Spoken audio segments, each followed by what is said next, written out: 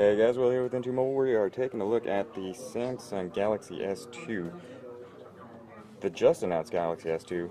Samsung just unveiled this bad boy at Mobile World Congress 2011 rather, in Barcelona.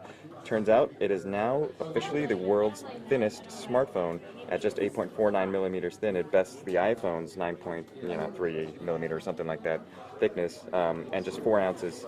4 ounces, made all possible by the new thinner and higher clarity Super AMOLED display, Super AMOLED Plus display that you see right here, the 4.3 inch. It's bigger, it's wider, so it makes it easier to type on it, and makes it better for viewing web pages because it's nice and wide. But I'm going to take you on a little hardware tour real quick. We've got the 4.3 inch Super AMOLED Plus display, higher color gamut, wider color gamut, and higher color saturation and higher contrast. We've got the capacitive touch buttons down here. We only have the menu in the back, and the center button is actually the home button. And if I go ahead and hold that, actually it actually goes into. Whoops, I held it down there. If I double tap the home button, it's going to start up the Lingo voice app to let me actually use my voice to create text or send emails or create little memos. There's the new revised home screen. Actually, it looks pretty cool, and it's super customizable. You can drag stuff like this, and everything kind of just like smoothly moves around like so. We have the the hubs here: the Games Hub, the Music Hub, and the Reader Hub, and the Social Hub. Gaming. Get your music, get your ebooks, and get your social networking all done right there. Give you a little taste of the Music Hub there. Oh, there's no SD card installed. Give you a little taste of the Game Hub. There we go, Game Hub. No network connection. That's a shame. But we also got a new the new look to the applications tray. Before, the applications tray on TouchWiz 3.0, this is now TouchWiz 4.0. TouchWiz 3.0 had a background on it. Now the background is just the applications tray comes up right on top of the wallpaper there. And taking a look at the other little features here, we've got some preloaded apps right there.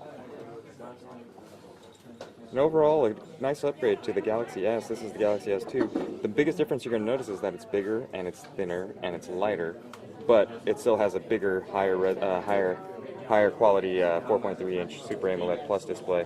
Power buttons on the side here. You'll see the front-facing camera with all the sensors up top here. On the back, we have the 8-megapixel camera with the LED flash. On the side, we have the volume control rocker right there. On the top, we have the 3.5mm headphone jack. On the side, the right side actually, we have the power button, and of course the micro USB power port down here. And turning it on again, that's the new. Notice how it jumps around. So when you unlock the screen jumps around, letting you know that you want to move it off and unlock the screen. So that's how you unlock the screen right there. And unfortunately, we don't have network connectivity here. Otherwise, I'd show you some of the cooler stuff. Maybe we can get the Books Hub to. Oh, there we go. That's the Books Hub. We can go into a book. And of course, notice how everything is super smooth and super fast. That's thanks to the 1 GHz dual core processor that's inside with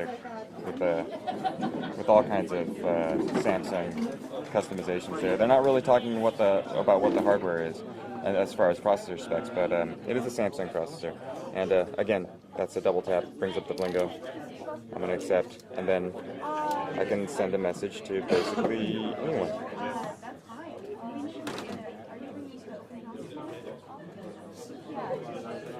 Next.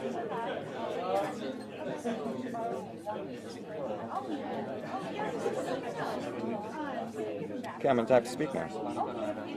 I can't connect to network. Okay, well, so that's a limited preview of the Samsung Galaxy S2 with Samsung's TouchWiz 4.0 on top of Android 2.3 Gingerbread, and using the new 4.3 inch Super AMOLED Plus display with the dual core processor inside.